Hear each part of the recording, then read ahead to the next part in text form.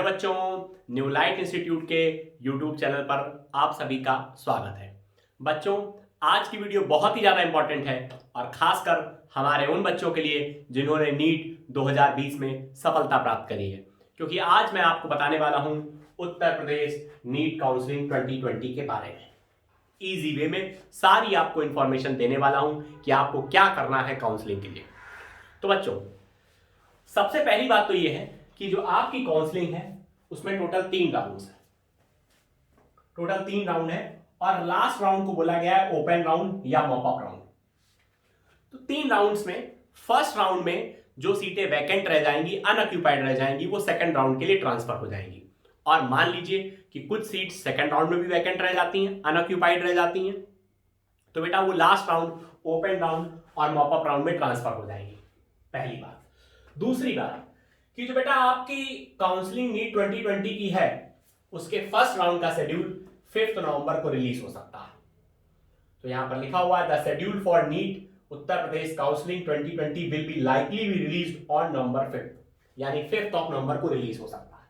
और साथ ही साथ पहली राउंड की काउंसलिंग के का रजिस्ट्रेशन भी 5 नवंबर को ही स्टार्ट हो सकता है।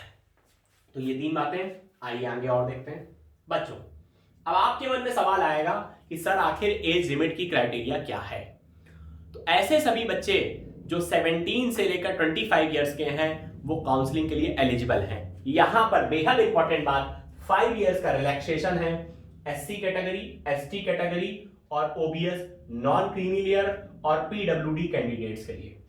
तो नॉर्मल एज है, अगर आपके पास इनमें से कोई अवेलेबिलिटी नहीं है तो आपके लिए मिनिमम एज 17, मैक्सिमम 25। पर अगर आप इसमें से किसी कैटेगरी से बिलोंग करते हैं तो आपको 5 इयर्स का रिलैक्सेशन है।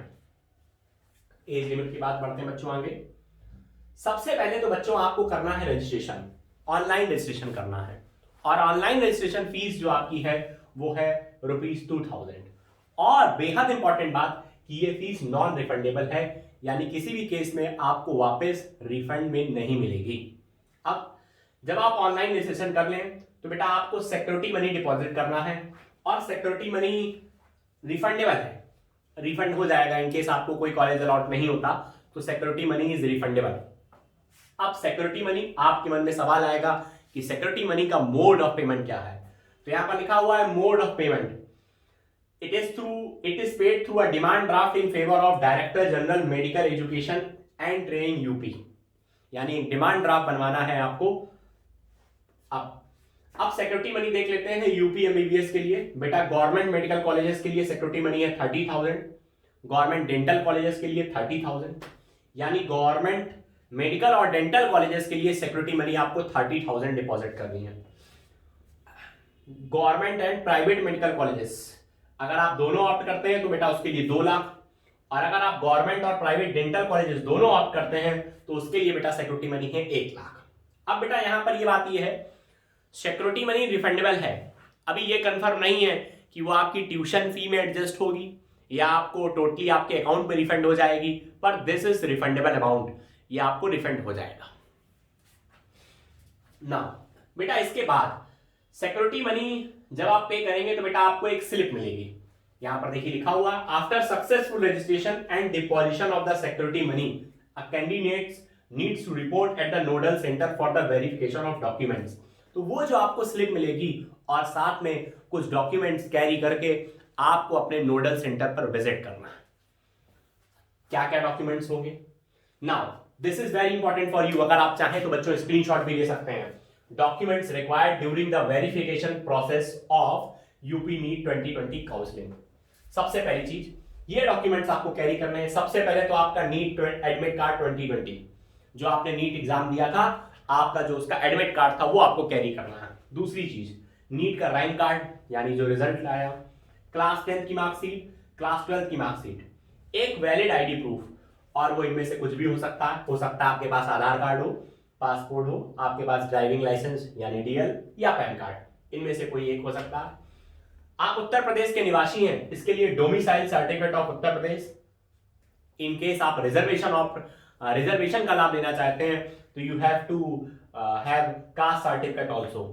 ऑनलाइन रजिस्ट्रेशन जो आपने रजिस्ट्रेशन कराया उसकी slip, receipt depicting the successful deposition of security money, यानी सिक्योरिटी मनी को डिपॉजिट करने के बाद जो एक स्लिप जनरेट हुई है वो भी साथ में कैरी करना इंपॉर्टेंट है। मैंने पहले ही बता दिया था आपको।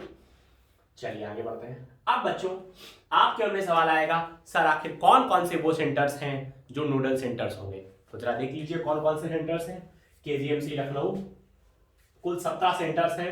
RML Lucknow, GSVM Kanpur, SN medical college Agra, LNRM Meerut, MLB Jhansi, BRD Gorakhpur, Prayagraj, Saifai, GMC Azamgarh, GMC Kannauj, GMC Jalaun, GMC Saharanpur, GMC Banda, Budaun, Ayodhya और शाहजहांपुर।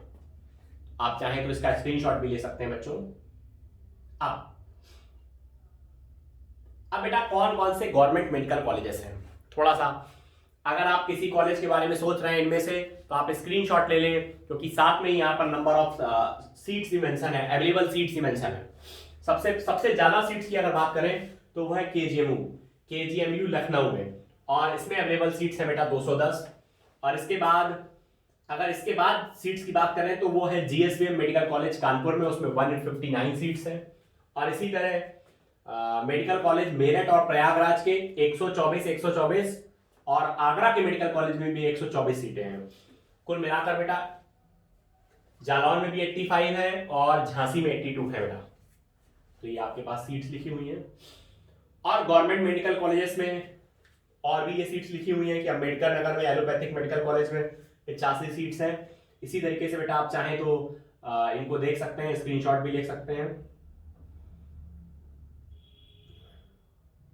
अब बेटा देखिए गवर्नमेंट मेडिकल कॉलेजेस में फिरोजाबाद में कितनी सीट्स है, बांदा में कितनी सीट्स हैं, लखनऊ में doctor Ram Manohar Lohia medical institute में अच्छा नंबर है सीट्स का 1027, यानी टोटल गवर्नमेंट मेडिकल कॉलेज में सीट है वो है 2265 सीट्स हैं।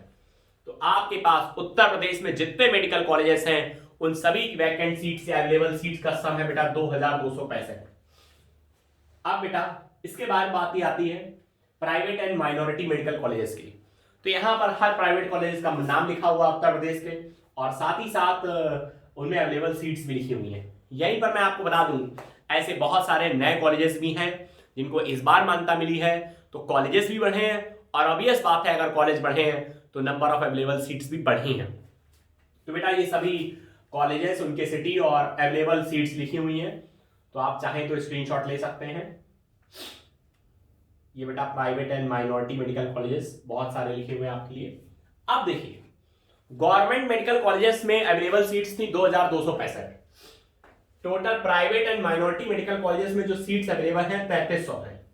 तो बेटा कुल मिला के 5200 के अप्रॉक्स आएगा, 5200 से थोड़ा ज्यादा टोटल सीट्स हैं जो आपके लिए अवेलेबल हैं। बच्चों तो जैसा कि मैंने आपको पहले भी बताया कि 5 तारीख आपकी फर्स्ट राउंड की काउंसलिंग की टेंटेटिव डेट है। तो बच्चों आप चैनल को सब्सक्राइब कर लिए, जो भी इंफॉर्मेशन आपके लिए जरूरी होगी समय समय पर हम आपको बहुत ही इजी वे में अपडेट करते रहेंगे। Thank you everyone.